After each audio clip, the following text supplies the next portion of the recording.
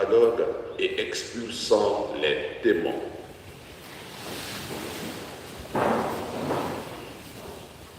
Acclamons la parole de Dieu.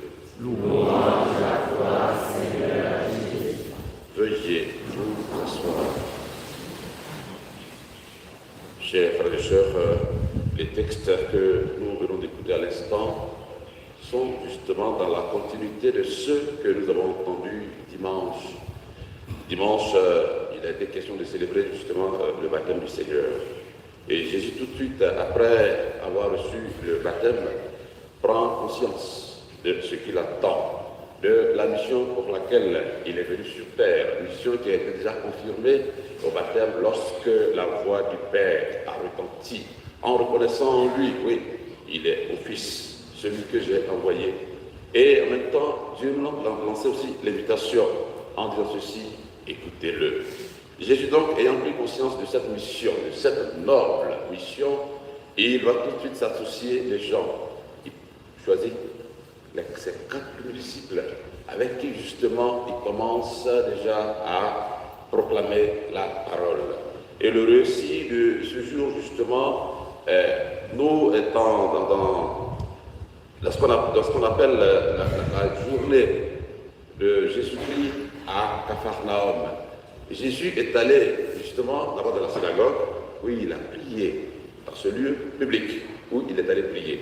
Et après, il se rend maintenant dans une rue, vous voyez, il va dans un endroit privé. Il va chez qui?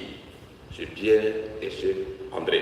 Et là, le Seigneur arrive et qu'est-ce qu'il voit? On nous dit que la belle-mère de Simon était malade. Et on lui parle. On dit Jésus, elle est malade. Et le Seigneur s'approche. Il tend la main, il la fait lever et la fièvre la quitta. Frères et sœurs, au cœur de toutes nos difficultés, le Seigneur est tout juste à côté de nous. Il est toujours là. Mais est-ce que nous savons lui parler? Voilà. C'est là que tout se joue. Et la suite du récit est tellement intéressant. Après qu'il ait fait cela, alors voilà, le soir, au coucher, on lui emmena toutes sortes de malades. Les malades physiques et les malades spirituels. Et Jésus, justement, dans cette mission de salut pour laquelle il est venu sur terre, il va les guérir tous. Après, justement, avoir fait cela, qu'est-ce que le Seigneur fait? Il se retire dans un endroit désert pour prier. Jésus est Dieu lui-même, c'est Dieu. Il a la puissance de l'Esprit Saint en lui. Mais comment se fait-il que le Seigneur prie? Avait-il besoin de prier? On pourrait tout de suite dire non. Mais frères et sœurs, le Seigneur, en priant, nous montre ce que doit être notre relation à sa suite, ce que doit revêtir notre vie. La prière avant, pendant et après l'action soutient toujours l'action.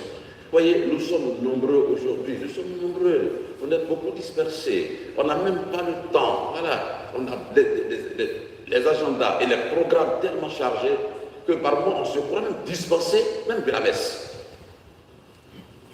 Faisons très attention. Parce que, à force d'être acculés comme ça, on finira, frères et sœurs, par oublier ce qui est essentiel dans notre vie. Et c'est pour cela, justement, le pape François, notre pape actuel, nous dit, cette très belle pensée que j'ai notée, il nous dit, il faut travailler fidèlement et avec dévouement sans éteindre l'esprit de la sainte prière et de la sainte dévotion que les choses temporelles doivent servir. Frères et sœurs, simplement, le Seigneur nous invite à nous discipliner. Voilà. Il faudrait qu'il y ait, qu'on sente un certain équilibre dans notre vie.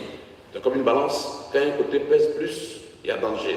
Alors il faut que nous fassions l'effort pour tarer cette balance. Ce n'est pas souvent tout ce qui est un peu mélangé là, vous voyez, qui est important et qui est utile, qui nous est vraiment utile.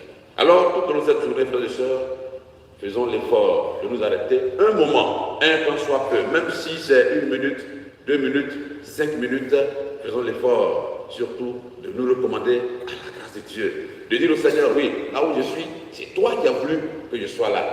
Mais la seule chose que j'attends de toi, c'est que tu puisses véritablement me conduire, me guider. Amen.